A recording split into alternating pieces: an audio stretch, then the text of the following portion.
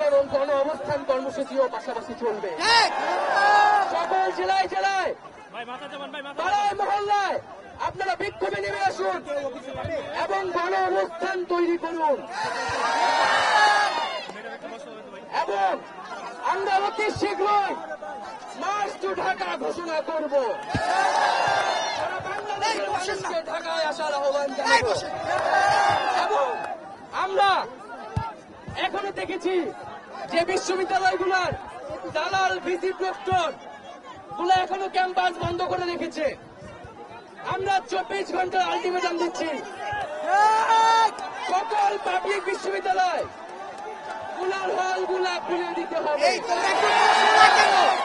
তোমরা একটু বসো না কেন? বসো, যদি 24 ঘন্টার মধ্যে খুলে দেওয়া হয় আমরা নিজ দায়িত্ব বসো। আজকে যারা বিভিন্ন প্রান্ত থেকে এসেছেন, বসো সবাই, বসো। কলেজের স্কুল, কলেজ, মাদ্রাসা, বিশ্ববিদ্যালয়ের শিক্ষার্থীরা এসেছেন, তাদেরকে আন্তরিকভাবে ধন্যবাদ জানাচ্ছি। আমাদের এই আন্দোলন ততক্ষণ চলবে যতক্ষণ আমাদের এক দফা পূরণ না হয়। কোনো টান বাম বুঝি না, আমরা মনে করি খুনি হাসিনার সরকার এবং এই ফ্যাসিবাদী শাসন ব্যবস্থা বাংলাদেশ থেকে তার পতন করতে হবে। তার জন্য একটা ঐক্যবদ্ধ বাংলাদেশ গড়ে তুলতে হবে। সকল দল, মত, ধর্ম নির্বিশেষে আমাদেরকে এই ঐক্যবদ্ধ জায়গায় আসতে হবে। এখানে যাতে কোনো ধরনের বিভক্তি করার সুযোগ সরকার না পায়, সেই সুযোগ যাতে আমরা সরকারকে না দেই। বন্ধুগণ, আজকে এই শহীদ মিনারে অনেকে অনেক দূর প্রান্ত থেকে এসেছেন, আমরা তাদেরকে ধন্যবাদ জানাই এবং আমাদের সাথে আমাদের অভিভাবক, শিক্ষক, নাগরিক প্রতিনিধিরাও এসেছেন। আমরা তাদের সংহতির জন্য তাদেরকে ধন্যবাদ জানাই। আমরা তাদের কথা খুব সংক্ষেপে শুনবো।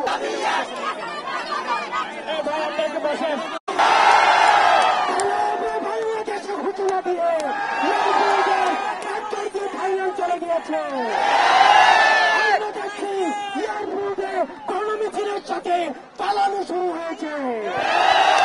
সুতরাং আমরা এই খুনি হাসিনা থেকে মুক্ত না হওয়া পর্যন্ত, তাদেরকে বিচারের আওতায় না আনা পর্যন্ত এই আন্দোলন চলবে। আমরা আমাদেরকে তাদেরকে শহীদ করেছে, আমরা স্পষ্টভাবে ঘোষণা করতে চাই, এখানে প্রত্যেকজন আবু সাইদ হয়ে গিয়েছে, মুক্ত হয়ে গিয়েছে। করি না, আমাদের এক দাবি, আমাদের আন্দোলন আজকে এমন, আমরা যেদিন আন্দোলন থেকে এই আন্দোলন থেকে এমন করে যেতে পারবো, সেই দিন আমাদের আন্দোলন শেষ হবে।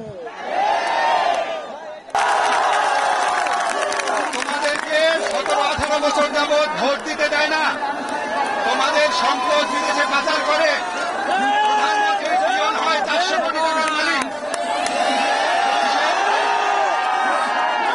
আইটি হয় 1000 কোটি টাকার মালিক, মানুষকে গুম করে।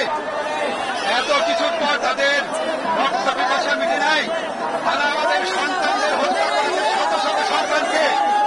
এই শত শত সন্তানকে হত্যা করে, হাজার হাজার মানুষকে আহত করে, শিশুদের হত্যা করে, আমাদের ছাত্রদের বুকে গুলি চালিয়ে এখন বলে এখন আবার আন্দোলন কিসের? উনি বলেন উনি নাকি স্বজন হারানোর বেদনা বুঝে, উনি কারো স্বজন হারানো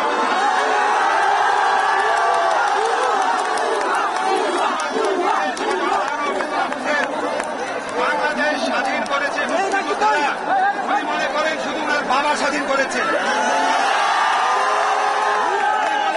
বাংলাদেশের মালিক উনি। উনি আমাদেরকে কথায় কথা বলে উনি নাকি আমাদের ভাত খাওয়া